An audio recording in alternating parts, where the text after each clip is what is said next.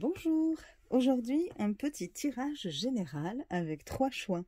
Donc vous avez 3 pierres sur chaque tas pour vous aider à choisir. Vous avez le quartz rose, une améthyste et le cristal de roche. Vous pouvez mettre pause le temps de choisir votre tas. Vous pouvez penser à une question, une situation.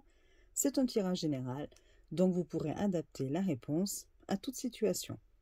On commence par le tas numéro 1 avec le quartz rose. On découvre les cartes. Oh, des jolies cartes. Nous avons donc ça, c'est l'as de bâton avec la croissance. Et vous avez la tempérance avec l'harmonie. Donc un tirage plutôt positif.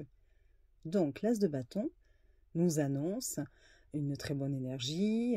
Vous avez l'envie, la motivation.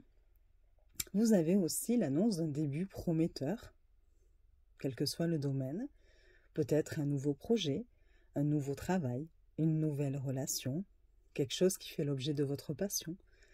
Et on vous dit que ça va vous amener de l'harmonie, de l'équilibre.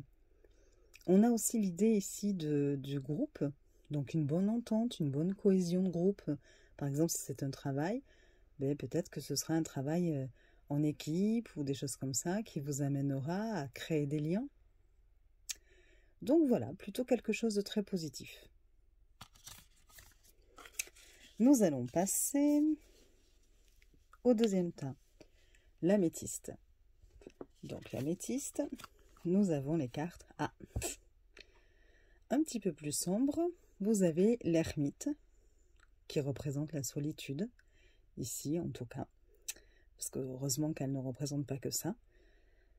Et donc là, on a peut-être besoin de se retrouver seul, un besoin d'introspection, d'analyser aussi, de regarder vers notre passé et puis d'analyser un petit peu ce qu'on a vécu, les leçons, tirer des leçons du passé.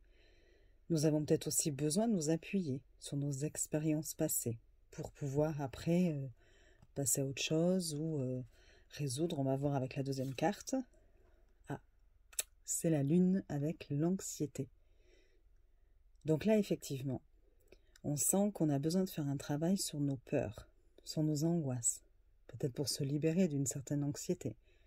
La lune, c'est aussi le foyer, l'enfance, et donc peut-être qu'ici, on a besoin comment dire, de s'isoler et de prendre un temps de réflexion pour pouvoir résoudre des traumatismes du passé, des peurs que nous avions enfants et qui continuent à nous ennuyer aujourd'hui. Donc bon, voilà. Si c'était pour une relation, on nous dirait ici qu'elle est peut-être anxiogène pour nous et qu'on a besoin de se retrouver seul pour pouvoir réfléchir. C'est peut-être nous aussi qui nous créons nos peurs, hein, évidemment, mais bon voilà, il y aurait peut-être là ici une distance, un retrait. Donc voilà, pour le deuxième tas. Et pour le troisième tas, le cristal de roche, nous avons le roi d'épée. Il est majestueux aussi. Il impose le respect, on va dire. Donc c'est l'honneur. Et on va voir la deuxième carte. L'obscurité. L'obscurité, quelque chose d'obscur. Et c'est le 2 d'épée. Donc là, clairement, on est face à un choix et on est dans l'indécision. On n'arrive pas à y voir clair, on n'arrive pas à se décider, on hésite. Et le roi d'épée, lui, il vient nous dire stop, là il faut trancher. Il faut peut-être même imposer ses idées, hein. Il faut faire preuve d'autorité, il faut dire ce qu'on pense, il faut être franc. Donc peut-être adopter les qualités d'un roi d'épée qui sait ce qu'il veut et qui est sûr de ce qu'il pense, qui a envie aussi d'exposer ses idées. Et il est temps de prendre une décision clairement. Voilà.